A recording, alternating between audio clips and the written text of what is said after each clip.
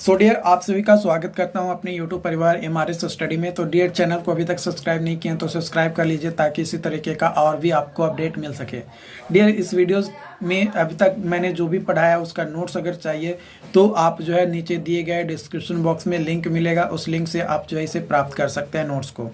Okay, तो अब हम लोग अगला क्वेश्चन देखते हैं। अगला क्वेश्चन है, if water content of A fully saturated soil mass is 100%, यानी वाटर कंटेंट जो है फुल्ली सैचुरेटेड है, 100% है, तो वॉइड रेशियो कितना होगा, है ना। वॉइड रेशियो कितना होगा, तो देखो हम लोग जानते हैं E S is equal to W G, ठीक।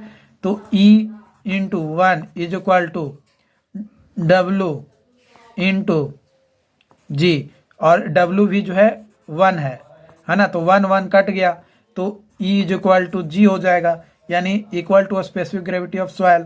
Option number B is the right answer.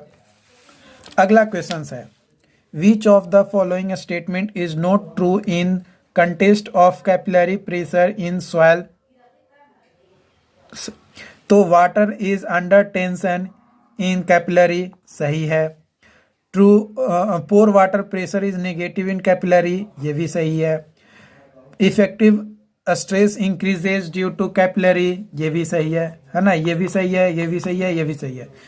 और capillary pressure is more in coarse grain soil, ये भाई गलत है। तो option number D is the right, क्योंकि इनकरेक्ट स्टेटमेंट या नॉट ट्रू स्टेटमेंट जो हमें बताना था।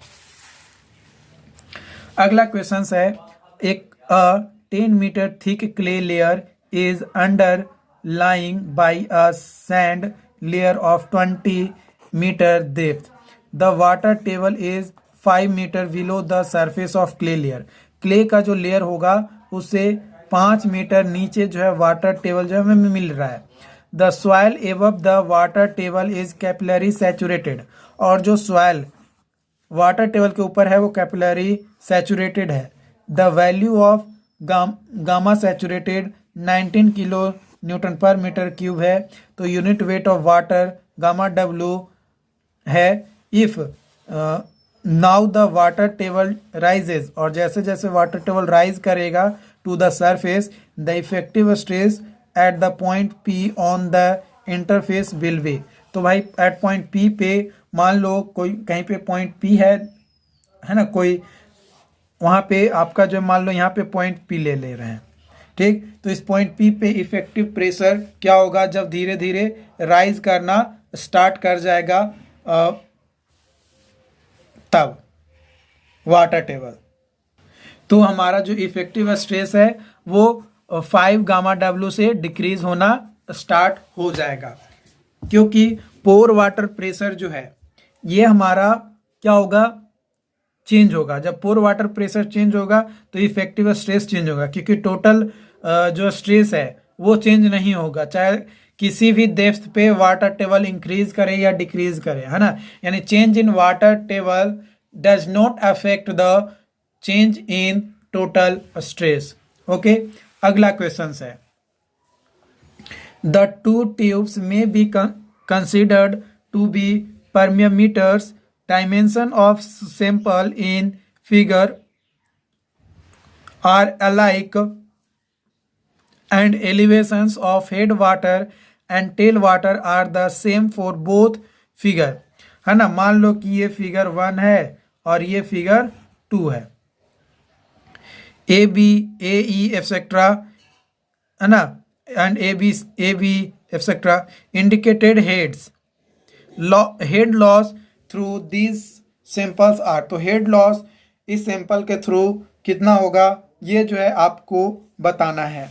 तो देखो हेड लॉस अगर बात किया जाए तो आपका जो हेड लॉस होगा वो आपका फर्स्ट फिगर में ए बी से होगा, है ना। ए बी से हेड लॉस होगा, और सेकंड फिगर में भी ए बी से ही देखने को मिलेगा, जो कि ऑप्शन नंबर डी में आपका दिया हुआ है। ओके, यहाँ तक कोई डाउट्स नहीं होना चाहिए। अगर कोई डाउट्स रहता है, कोई भी कंफ्यूजन रहता है ना, तो बिल्कुल आप कमेंट करो यार। आप कमेंट करोगे, आप अपना वैल्यूएबल थॉट्स हमारे साथ शेयर करोगे, तभी तो हम आपको लिए और अच्छे तरीके से कोशिश करेंगे बेहतर चीज़ें प्रोवाइड कराने की। बाकी हमारा इनिशिएटिव आपका कैसा लग रहा है कमेंट करके हमें ज़रूर बताना, क्योंकि आपका प्यार, आपका सपोर्ट, आपका स्नेह हमारे लिए बहुत ज़रूरी है।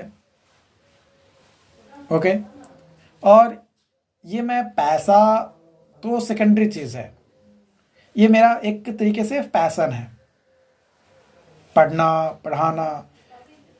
इससे होता क्या है ना कि हमारी खुद की जो नॉलेज है वो इंक्रीज होती है।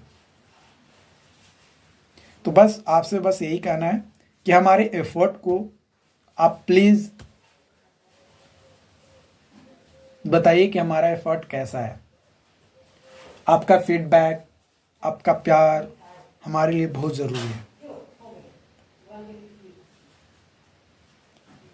ओके, चलिए अगला है अ soil mass has coefficient of horizontal and vertical permeability as 9 into 10 power 7 centimeter per second and 4 into 10 power 7 centimeter per second. The transformed coefficient of permeability of equivalent isotropic soil mass is, है ना। तो transformed coefficient of permeability क्या होगा, अगर मान लो कि ये दिया हुआ है K1 और ये दिया हुआ है K2। K1 जो है ये हॉरिजॉन्टल के केस में है और K2 जो है वर्टिकल के केस में है। So equivalent is equal to हो जाएगा K dash is equal to under root KX KY। तो 9 into 10 power minus 7 into 4 into 10 power minus 7, तो K dash is equal to आ जाएगा 6 इंटू 10 पावर 7 सेंटीमीटर पर सेकेंड, जो कि ऑप्शन नंबर डी में दिया हुआ है। अगला क्वेश्चन है according to Darcy's law for flow through porous media the velocity is proportional to, तो हाइड्रोलिक ग्रेडियंट के प्रोपोर्शनल होता है। The piezometric head at point C in the experimental setup shown in figure when the flow takes place under the constant head through the soil A and B is, है ना, A और B के बीच में। तो देखो यहाँ पे दो तरीके से आप इसे बना सकते हो। पहला चीज़ कि यहाँ पे आपको डेटम हेड हमें नहीं दिया हुआ है, तो हम किसी एक को एज्यूम कर सकते हैं। तो मान लो कि हम पॉइंट सी को जो है डेटम हेड जो है एज्यूम किए, तो जब पॉइंट सी को डेटम हेड एज्यूम किए तो क्या आ जाएगा, P D gamma plus V D square by 2G plus Z D is equal to P C gamma plus V C square by 2G plus Z C plus HL। तो यहाँ पे ये zero, ये जीरो, ये zero, ये zero, ये zero, ठीक, क्योंकि इसको डेटम हेड मानकर चलें। तो Z D plus is equal to P C by gamma, ये हमारा रहेगा, बच जाएगा। तो Z D is equal to 120 centimetre है, तो 120 is equal to P C by, तो potential head Z C is equal to 0, piezometric head P C by gamma plus Z C यानी 120 सेंटीमीटर जो है हमारा आ जाएगा, जो कि ऑप्शन नंबर डी में दिया हुआ था। तो देखो आप ऐसे बना सकते हो, मान लो कि यहाँ पे ये ना लेकर आप सी को ना डेटम हेड लेकर किसी और एक अलग पॉइंट लेते और वहाँ पे एज्यूम करते कि भाई हम डेटम हेड इस पॉइंट को ले रहे हैं, तो उसके अनुसार जो है हमारा आंसर आता। तो हो सकता है कि अलग अलग ऑप्शंस आपको जो है देखने को मिले। ओके, तो ये आपके पर्सपेक्टिव पे भी कई बार डिपेंड करता है कि आप किसको क्या मानकर चल रहे हो। क्योंकि अगर आप इंजीनियरिंग कर रहे हो ना डियर, तो इंजीनियरिंग का अच्छा से यूज करो, नहीं तो फिर किसी मतलब का नहीं है। अरे डिग्री ले लेने के बाद जॉब तो करना ही है, लेकिन इंजीनियरिंग फील्ड में जॉब करना अपने आप में एक नवाब हीरा है। अगला क्वेश्चन है ट्रू या फॉल्स बताना। Effective stresses in a sand layer below a lake do not alter as the level fluctuates. ये बिल्कुल सही है स्टेटमेंट है, बिल्कुल नहीं होता है भाई। The coefficient of permeability of soil is 5 into 10 power minus 5 centimetre पर second for a certain pore fluid if the coefficient of pore fluid is reduce to half, और रिड्यूस हो जाता है विस्कोसिटी पोर फ्लूइड का, तो कोफिशिएंट ऑफ परमिबिलिटी क्या होगा। तो के जो है इनवर्सली प्रोपोर्शनल होता है विस्कोसिटी के, तो K1 is equal to K2 is equal to U2 by U1। तो यहाँ पे आ जाएगा 5 गुने 10⁻⁵/K2 is equal to U1/2 into 1/U1। तो U1 से U1 कट जाएगा तो K2 इज इक्वल टू आ जाएगा 10 इंटू 10⁻⁵ सेंटीमीटर पर सेकेंड। तो ये जो है हमारा सेकेंड परमेबिलिटी आ जाएगा, कोफिशिएंट ऑफ परमेबिलिटी। कब? जब विस्कोसिटी जो है हमारा हाफ हो जाएगा तब। अगला क्वेश्चन है the volume of water that can be released by gravitational effects from unit weight of an aquifer is its specific yield. उसको क्या कहा जाता है? स्पेसिफिक एल्ड कहा जाता है। जब वॉल्यूम ऑफ वाटर जो है वो रिलीज होता है ग्रेविटेशनल इफेक्ट के कारण से from unit volume of aquifer के, तब उसको स्पेसिफिक एल्ड कहा जाता है। अगला क्वेश्चन है water flows in the upward direction in a tank through 2.5 mm thick sand layer as shown in the figure. The void ratio and a specific gravity of sand are 0.58 and 2.7 respectively. The sand is fully saturated. Unit weight of water is 10 kilonewton per meter cube. तो ये आपका जो है unit weight यानी gamma W जो है ये दिया हुआ है 10 किलो न्यूटन पर मीटर क्यूब, और स्पेसिफिक ग्रेविटी यानी G दिया हुआ है, वॉइड रेशियो दिया हुआ है, ठीक है। और अपवर्ड डायरेक्शन में टैंक से जो पानी आ रहा है वो 2.5 मीटर थिक सैंड लेयर है ना। ये आप फिगर में देखो, ये जो थिकनेस है यहाँ से यहाँ तक ये 2.5 है, लेकिन ये मान लो 0.1 है, ये डिस्टेंस जो है 1 मीटर है। ये डिस्टेंस कितना है? 1 मीटर है। तो आपको जो है बताना है, और ये जो है यहाँ पे मान लो पीजियोमेट्रिक हेड लगा दिए या कोई हेड लगा दिए, तो यहाँ से ये जो है हमारा आ रहा है। तो ये जो है यहाँ पे फिल्टर मीडिया दिया हुआ है, और यहाँ से इनवर्ड फ्लो जो है हमें देखने को मिल रहा है, ठीक है, इनवर्ड फ्लो देखने को मिल रहा है। तो जो इफेक्टिव स्ट्रेस होगा है ना पॉइंट ए पे, है ना, ए पॉइंट पे, यानी ये जो पॉइंट लोकेटेड है इस पॉइंट ए पे, लोकेटेड एट पॉइंट ए, जो कि 1 मीटर एवब है बेस टैंक से, है ना, बेस टैंक से 1 मीटर एवब पे है, तो बताना है। तो effective stress at point A is equal to, formula हम लोग यूज कर सकते हैं gamma submerged H minus I H gamma W, या तो ये फॉर्मूला यूज कर सकते हैं, बट ये फॉर्मूला नहीं भी यूज करोगे तो भी हम लोग बनाएंगे। कैसे बनाते हैं चलिए आगे देखते हैं। Gamma sat is equal to G plus E by 1 plus E gamma W, तो 2.7 इंटू 0.58 बाई 1 प्लस 0.58 इंटू 10 यानी 20.75 किलो न्यूटन पर मीटर स्क्वायर आएगा। Gamma submerged is equal to आ जाएगा gamma saturated minus gamma W is equal to 20 minus 75 minus 10 यानी 10.75 kilo newton पर metre square. तो total stress पहले निकालेंगे।